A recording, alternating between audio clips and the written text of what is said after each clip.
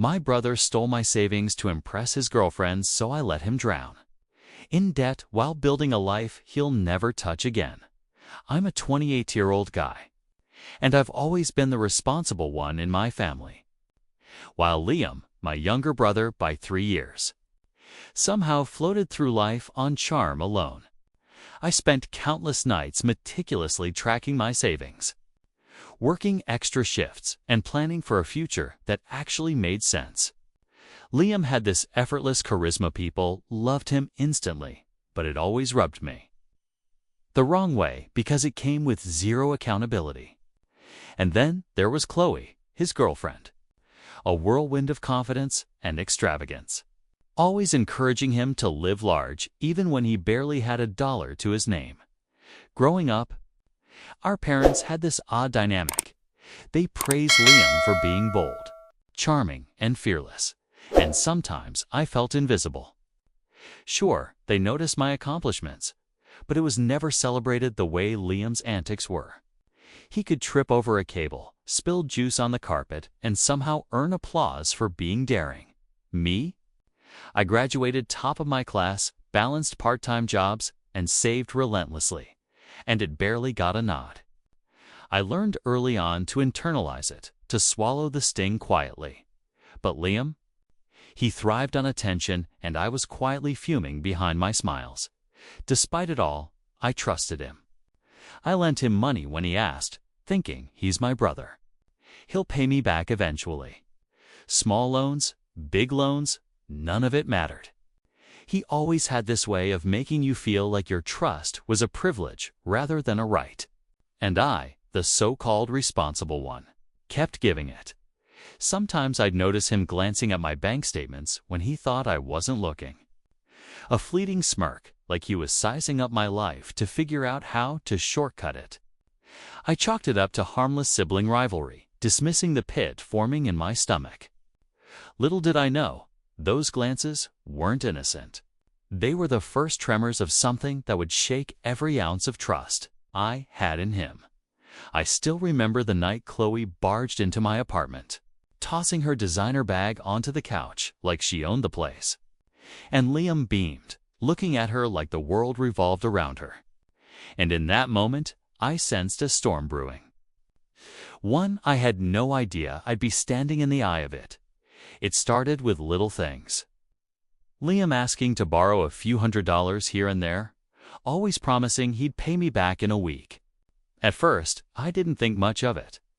He had that way of looking at me with wide, earnest eyes, his grin disarming enough that I couldn't say no. "Come on, brah, just for Chloe's birthday I'll make it up to you," he'd say.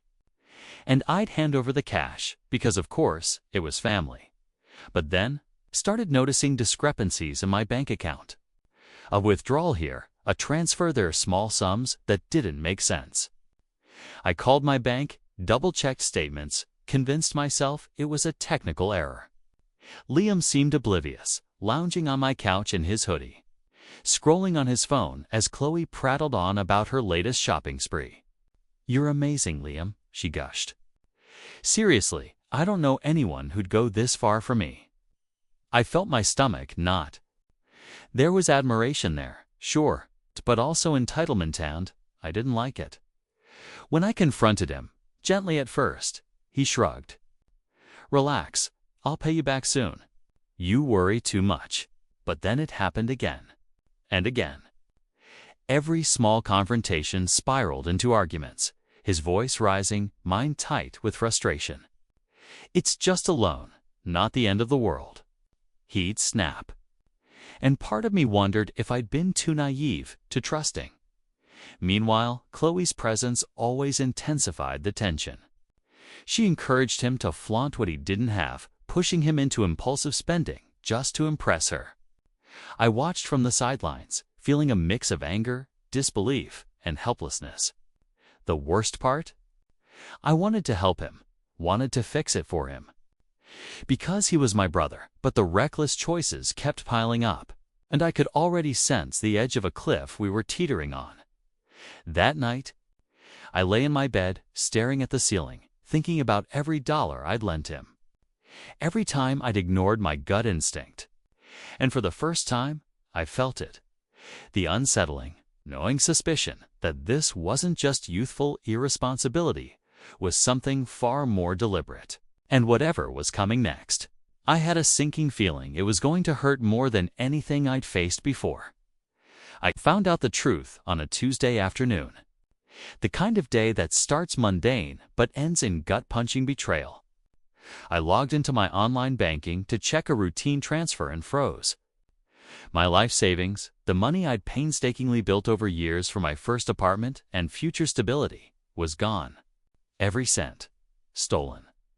My chest tightened. My fingers shook as I scrolled through transaction histories I knew by heart. And there it was. Dozens of payments, all to Chloe. Jewelry, spa retreats. Dinners at places I couldn't even pronounce. I confronted Liam immediately. "What the hell did you do?" My voice cracked more than I intended, echoing in the apartment we'd shared since childhood. He looked up from his phone, eyes wide, but not with shame, just that irritating, cocky grin. "Relax, man." "I deserved it," he said casually. "It's not like you're using it. I'm making her happy." I felt like the floor had been ripped out from under me. I wanted to scream, to shake him, to claw back every stolen dollar. But instead, I just stared, numb. Deserved it. I saved that for years. My throat burned. I could see him shrug, dismissing every word like I was overreacting. Chloe laughed from the doorway, tossing her hair, oblivious to the storm she'd helped unleash. The betrayal wasn't just financial, it was emotional. Every late-night job, every skipped night out, every careful dollar set aside had been violated by the person I trusted most, my own brother. I couldn't wrap my head around it. Part of me wanted to cut him off immediately, to demand repayment, to burn bridges, but another, angrier part of me realized just how much power he'd given me to hurt him in return, if I chose. I left him sitting there, a mix of guilt and defiance etched on his face, and walked into my bedroom. The walls seemed closer, the air heavier. I thought about my plans, my future, everything I had worked toward gone. And yet, somewhere deep inside, a small, cold spark of resolve flickered. This wasn't the end. It was just the beginning. I didn't yell. I didn't chase him down. Instead, I did something that surprised even me. I let him dig his own hole. Every time he asked for more money, I said no politely, almost cheerfully, masking the storm brewing inside. I watched as he scraped together credit cards, personal loans, and whatever schemes Chloe dreamt up to keep the illusion of luxury alive. He had no idea I was quietly observing, taking notes, calculating just how far he would fall if left to his own devices. It wasn't easy. Part of me felt cruel, almost vicious. I wrestled with guilt every morning, thinking, am I being too harsh? Am I punishing him for a mistake? But the rationale side, the part that had spent years building a life that mattered, knew this was necessary. Liam had made his choices, and he needed to feel the weight of them. I started noticing changes in him almost immediately. The charm that had always protected him began to slip.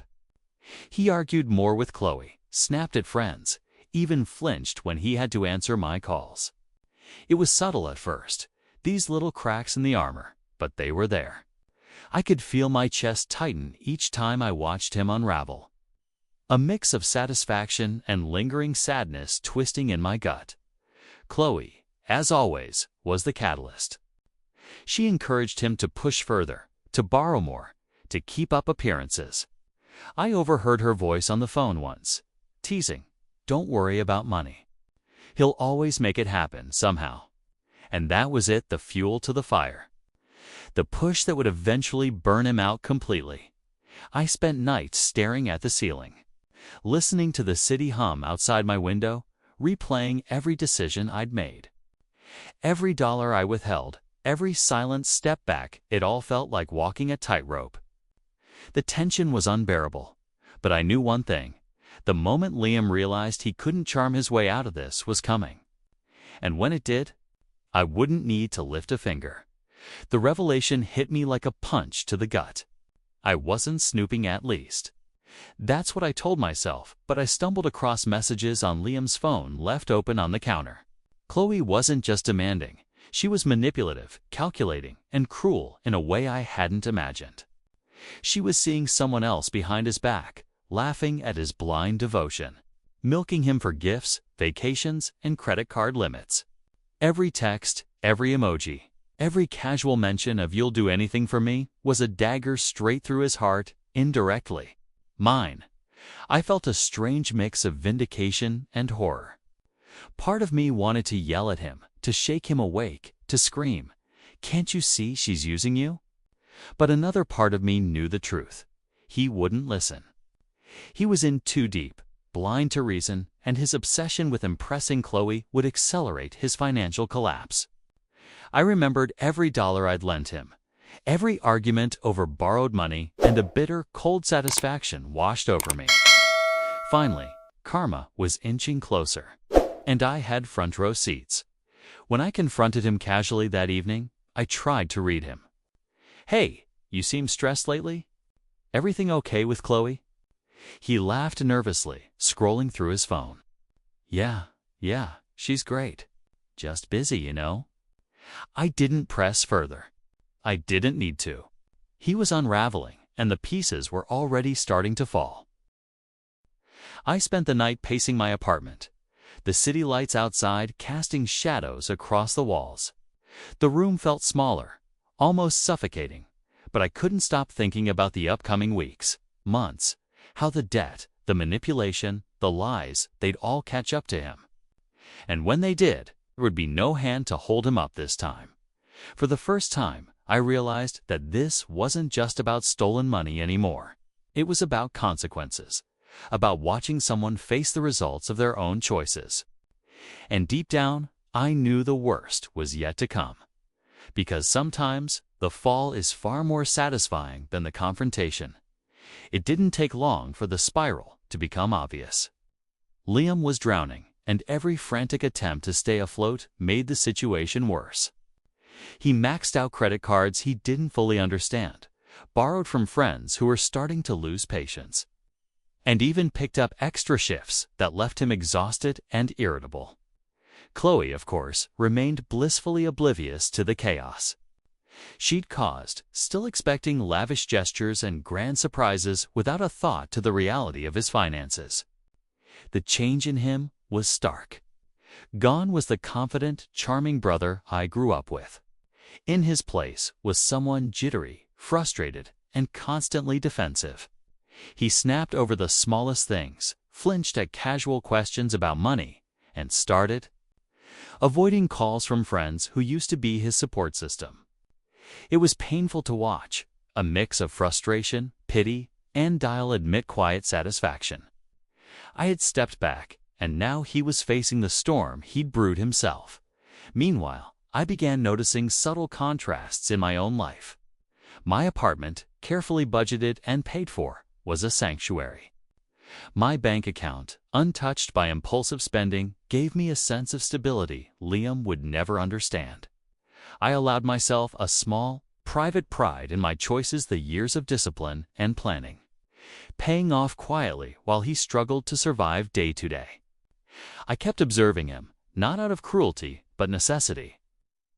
I wanted to see how far he'd go, how badly he'd falter, and whether Chloe's manipulations would finally crumble the life he'd recklessly built around her. The tension between us was unspoken but palpable. He had no idea that every misstep, every financial panic, was something I was silently witnessing, taking mental notes for the future. That night, I sat by my window, listening to the hum of the city and feeling the weight of anticipation. The air was thick, almost charged with inevitability. Liam's fall wasn't just coming, it was accelerating, and there was nothing I could do to stop it. All I could do was wait and watch, knowing that soon, the consequences would hit harder than he could imagine. And when they did, there would be no coming back. I'll never forget the day Liam hit rock bottom. It started with a phone call that made my stomach twist. His landlord voice sharp and impatient, telling him he had a week to pay or he'd be out on the street. Creditors had begun calling constantly, demanding payments he couldn't possibly make. And Chloe, gone. She had disappeared midweek, leaving behind a suitcase, a few texts dripping with sarcasm, and a voicemail saying, "Maybe next time, try harder." The person he thought loved him, the woman he'd spent every cent on, was nothing but a memory. I watched from the sidelines as his panic set in. He stomped around his tiny apartment, muttering curses, slamming doors, and rifling through receipts in desperation. "How did it get this bad?" he yelled into the empty room, as if the walls themselves had conspired against him. His hands shook, his face pale and drawn. The confidence that had always protected him now replaced with raw fear. Part of me ached for him. He was my brother, after all, and I remembered the nights we shared stories, laughed about nothing, and leaned on each other through smaller struggles. But that ache was tangled with a darker, more satisfying feeling. He had ignored every warning, every gentle pushback, and now the consequences of his choices were crashing down all at once. I remember standing by my window, the city lights blurring as my thoughts raced. I didn't rush to help him, didn't offer a lifeline. I let him face the full weight of his actions, because sometimes the lesson only sticks when the pain is unavoidable. And it was brutal to witness, but necessary. That night, I realized something important. Liam had learned nothing yet. This wasn't a story of immediate redemption, which was a slow, painful reckoning, and I knew the worst was still coming. I could feel it in the air, in his frantic energy, in the way the walls of his life were caving in. Because the fall isn't just about losing money. The fall is about realizing how completely you've been abandoned by your own choices. After weeks of watching Liam struggle, I finally turned my focus back to myself. The money he had stolen. Every dollar that had vanished from my life was now in my hands again, or at least, I had reclaimed it mentally. And that felt enough to start rebuilding. I found a small apartment, modest but mine, where the walls weren't crowded with clutter or chaos. The smell of fresh paint, the faint hum of the city outside, and the soft warmth of the sunlight through the window reminded me that life could still feel stable, even after betrayal. I started investing carefully, mapping out each step toward financial security and independence. Every decision I made was deliberate, measured, a stark contrast to Liam's reckless spending. And the more I focused on myself, the more I noticed just how far he had fallen. Friends who once laughed at his jokes no longer returned his calls. Creditors had begun pressuring him relentlessly. I couldn't help but feel a quiet satisfaction. This wasn't revenge I was taking with my hands. It was life itself, finally delivering the consequences he deserved. Liam's face flashed in my mind every time I walked past my new kitchen, cooked a simple meal without worry, or paid a bill without dread. The irony wasn't lost on me. He had always wanted the life I built, the stability I fought for, and now it was mine to enjoy while he scrambled for scraps. I didn't gloat publicly, I simply lived. And in that quiet living, the satisfaction was far more powerful than any confrontation could have offered. Yet, despite the calm, a small part of me remained tense, alert. I knew Liam wasn't completely out of the picture. He was still somewhere, unraveling, still desperate to recover what he had lost, still blind to the fact that he had no one to blame but himself. I felt anticipation for the day he'd finally realize just how irretrievable his choices had made everything. And I knew, deep down, that when he did, he'd already be steps ahead, living the life he'd always wanted. A life he would never touch. I finally confronted Liam, but not the way most people might expect. There was no yelling, no dramatic accusations. I waited until he looked worn down, desperate, and willing to listen. When I spoke, it was calm, almost clinical, but every word carried the weight of years of betrayal. "Do you even realize what you've done?" I asked quietly, watching him shift uncomfortably. "All those loans, all those cards, the money you stole. It's not just about cash. You've jeopardized your reputation, your relationships, everything you claim to care about." He stammered, words tripping over themselves, eyes darting around like he was searching for a way out. I didn't mean for it to get this bad," he said finally. But the tone was weak, hollow. I could see that panic bubbling just beneath the surface, the realization that charm and excuses could no longer rescue him. "You made your choices, Liam," I said, letting the truth sink in. "And now you have to live with the consequences. No one else will bail you out. Not Chloe, not me, no one." For the first time, he was silent. Not defiant, not smirking, just silent. I could see remorse flicker across his face, but I also knew it wasn't enough. He had learned nothing until now.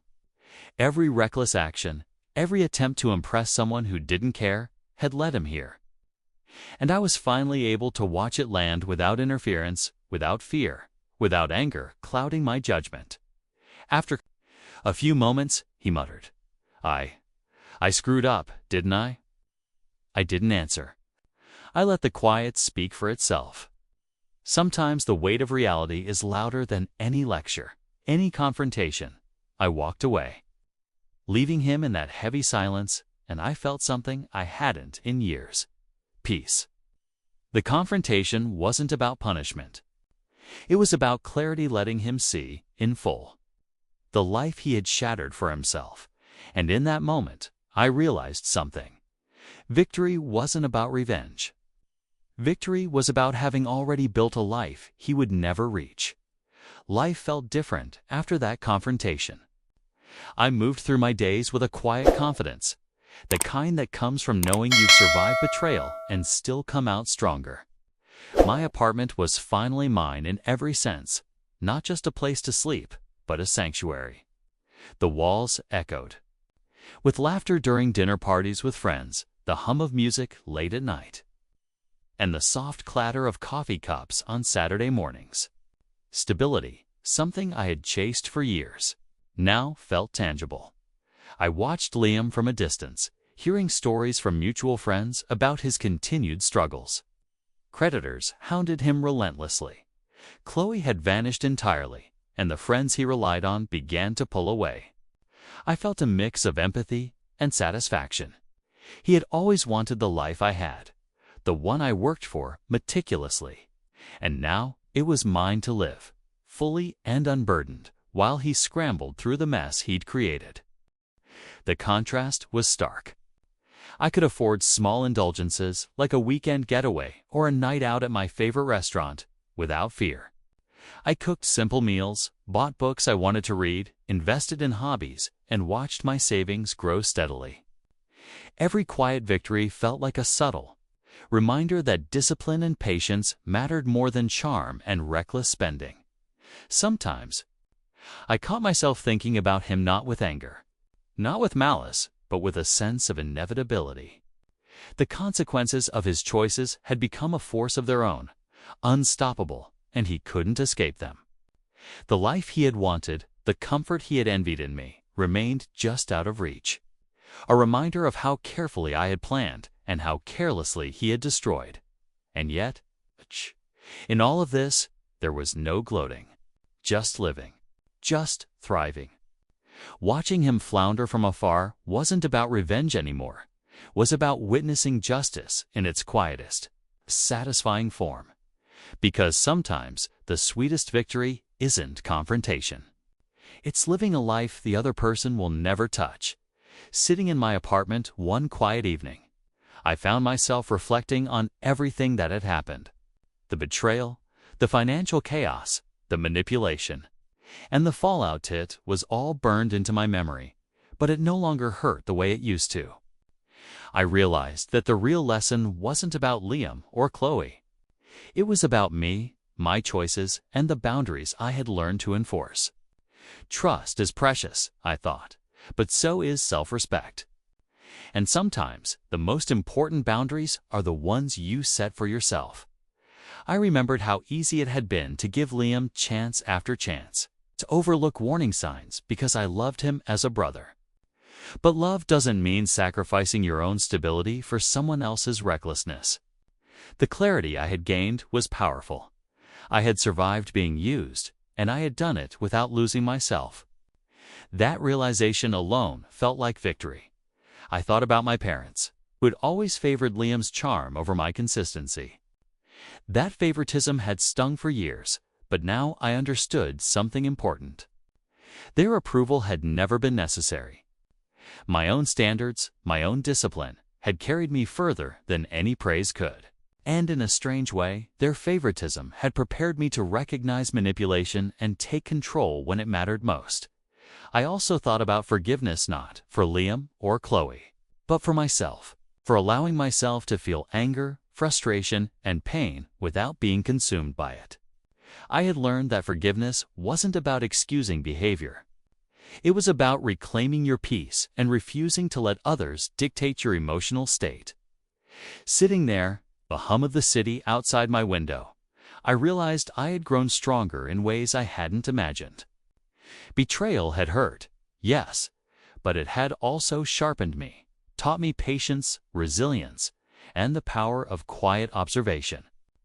I felt proud not just of my financial success or my apartment, but of the person I had become, and yet, even with all that clarity, I couldn't shake a lingering thought. Liam had yet to fully grasp the consequences of his choices. The reckoning wasn't over. He was still learning, painfully and slowly, exactly what he had lost. Years later, Liam reached out. A short message, hesitant and awkward. "Can we talk?" I know I messed up. I stared at it for a long time, thumb hovering over the screen. Part of me wanted to respond instantly, to let all the words I'd rehearsed tumble out. But I didn't. I let the silence stretch, and in that pause, realized how far I'd come and how far he still had to go. When I finally replied, it wasn't with anger. I didn't lecture or scold. I simply acknowledged him, calmly and without emotion. "I see your message," I wrote. That was it. Enough to let him know I was aware, but not enough to let him into my life again. I had learned that sometimes the greatest revenge isn't confrontation. It's letting life itself deliver the lessons.